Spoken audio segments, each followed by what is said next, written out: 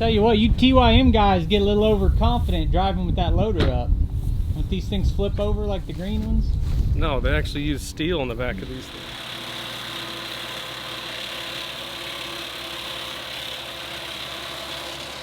Hey, it's Brock here with Rock Hill Farms, and today we're going to bale some hay with several different types and sizes of baling equipment in an effort to decide for myself and to help you decide that if you want to bale your own hay but you're not a big time farmer, what's the right size equipment for me? From a tiny little mini round baler to your full size balers. You know, what's going to work for me? What's going to work for you? And I hope I can answer that question a little bit today. So I've traveled a couple hours out into Oklahoma to visit my buddy Jake, who is the owner of the tractor yard. And I've brought the Takakita 3x3 round baler and the rake that goes with it so that we can compare it to the hay baling equipment they have. They have a mini round baler that does like a 2x3. It's a much smaller baler than this. That's also less expensive. They've also got the next size bigger than this, which is a 4-foot by 5-foot round bale. And that's almost getting up into your big equipment, but you can still run that with a mid-sized tractor like the 574 that I've got. So right now we need to do some raking, and then we're going to walk around and look at all of these different balers and all these different rakes. We're going to run them all and then try to give you a summary based on Jake's family experience with him and his dad having baled hay on this property for a long time and ran a lot of this equipment before. I'm going to get their thoughts on this new equipment and see how they think it compares in terms of price and capability, and just give you as much information as we can about baling hay with smaller equipment. Here we've got a New Holland RF 450 utility baler. Makes a 4x5 round bale. It's physically a little bigger than the 3x3 I brought up here. It also costs twice as much. That 3x3 baler is gonna run you about $24,000. This one, you're gonna spend at least $40,000. We've been looking at them used. They were several years old, had a lot of bales out of them, and they were still going for over $30,000. Yeah. You know, you ask if you're getting what you pay for or if you're just overpaying. Tough decision. We're pulling that with a Z-Tor 7341. I don't think this tractor's even been made for a long time. The bigger the baler, then the bigger the windrow you need, so the bigger rake you need. Small baler, small rake, small windrow. Here we've got a Branson 5835. And that is pulling a dramatically bigger rake than the one I brought up here. It's not just bigger, it's a completely different style of rake too. So this is the style of rake that I see used the most often in my area. And it makes a larger windrow than the rake that I brought with me, which is designed to pair with the smaller balers.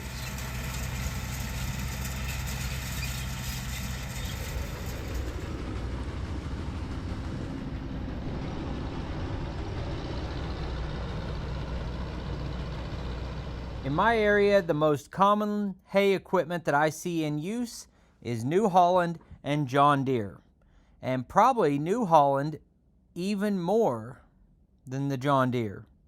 And I asked one local farmer why he uses New Holland so much. He said it's a lot cheaper than John Deere and it still makes bales. At the end of the day, you just want something that's reliable. But like I said a minute ago, to run this 4-foot by 5-foot round bale, you need a pretty good sized tractor, and it's a lot more expensive than the other options I'm getting ready to show you. So if you're looking at needing a $60,000 tractor and a $40,000 baler at minimum with new equipment, you're talking about $100,000 just to make hay bales. And if you don't have a very big property, it might be hard to justify that. Now obviously you don't have to buy new equipment, but I'm just comparing prices on new equipment right now.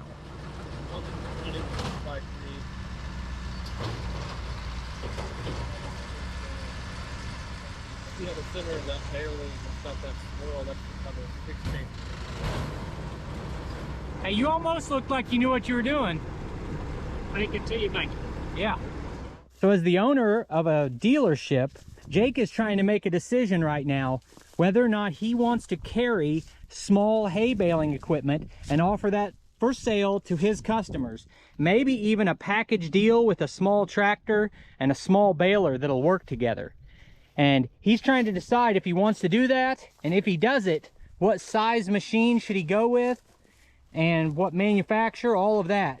So this is going to be helping him do some market research. And what we'd like from you is tell us as you're watching this, would you spend your money on this? Would you spend your money on the smaller one? What about the bigger one? Just let us know what you think of these. Now I have a full video walking around this specific baler, which is a Takakita 3x3. It actually makes a 35 by 35 inch bale. Here's your model number. The guy that imports these is Phil from Small Farm Innovations. He brought it down and he walked through all the details on this baler.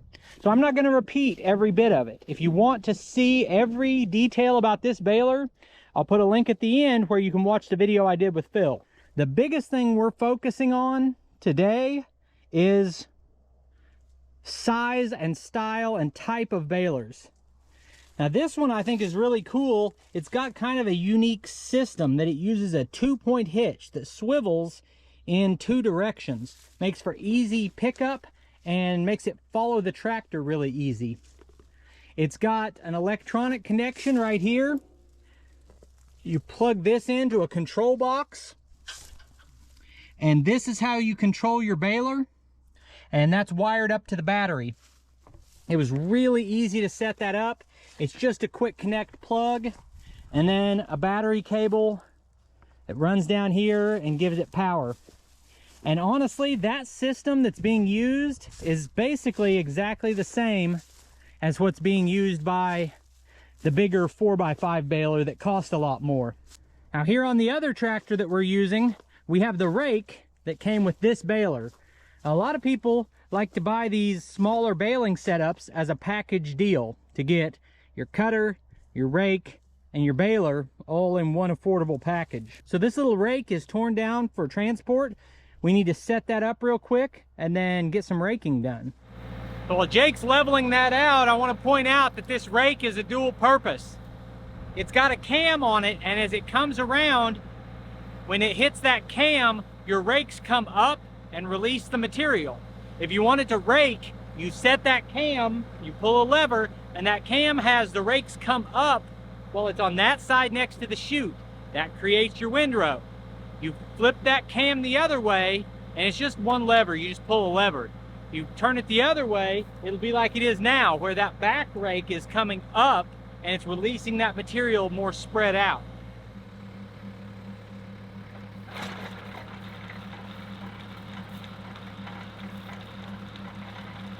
So right now, the tines are coming up when they're at the back.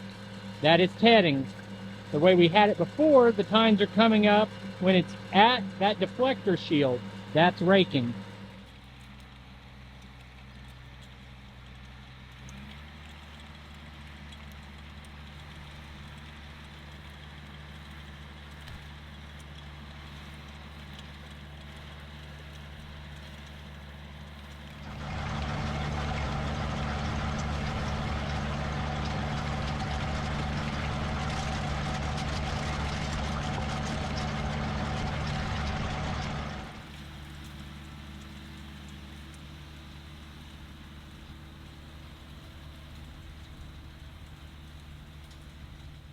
So as we looked at that 4x5 baler, that's suited for someone with a larger piece of property and a larger tractor.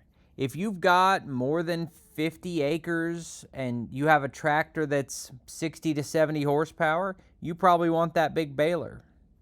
But there are a lot of people out there who have less land or a smaller tractor or are just trying to operate on a budget, who might be a lot better off getting this size of equipment. You can easily run this rake with a 25 horsepower tractor, which has 18 horsepower at the PTO. And we even ran the Baler on a 25 horsepower tractor just to prove that it would handle it. And that 2515 had no problem with that 3x3 baler. Another advantage to this smaller equipment is transport. If you're not only baling your own property, but you sometimes go off property to bale for someone else, or you have multiple properties in different locations, there's a huge advantage to the smaller equipment. Because I have a mid-size trailer, and I was able to put the baler, the rake, and the cutter all on one trailer and take them with me. If you have to take 3 trips to get your baling equipment to a property, you better be getting a return on that, as opposed to the idea of showing up with all of your equipment in one load.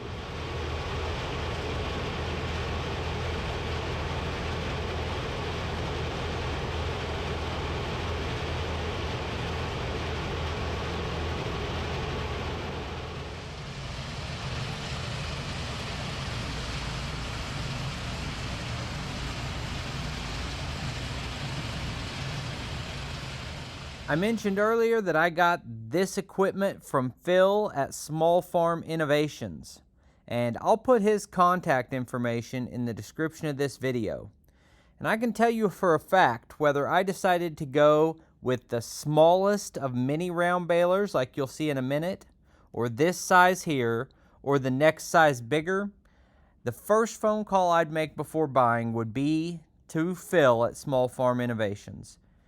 He has personal experience and expertise on all of these different sizes, and he can help you pick the one that suits your needs.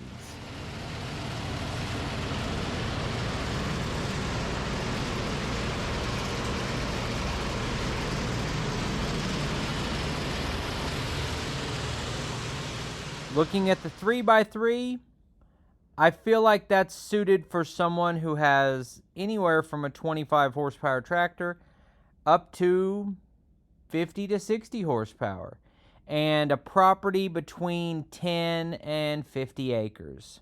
And these are just my personal opinions, it's not locked in stone. Obviously, another consideration is what size of bale do you want to have? It's more common to see the larger bales, but in some applications, you might not even have the ability to handle the large bales. The 3x3 bales only weigh 350 pounds, and anyone can roll those around. If you've got horses and you don't have heavy equipment to move big bales, you can easily move those bales around by hand. These miniature round bales are an extreme version of that. They might only weigh 60 pounds. Probably less if they're not wrapped too tight. And I think these are ideal for someone who has 20 acres or less and a compact or subcompact tractor. And they are a similar design in how they operate, but they're going to cost you a lot less. The last option I haven't talked about is a square baler. And I've got one, and I'm going to show it in the future, but that's not what today's video is about.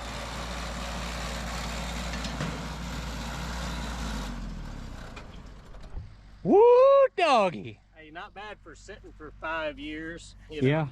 Needed a little help getting started, so. Well, if I sit for 5 minutes, I need a little help getting started. I've made thousands of those things. Yeah.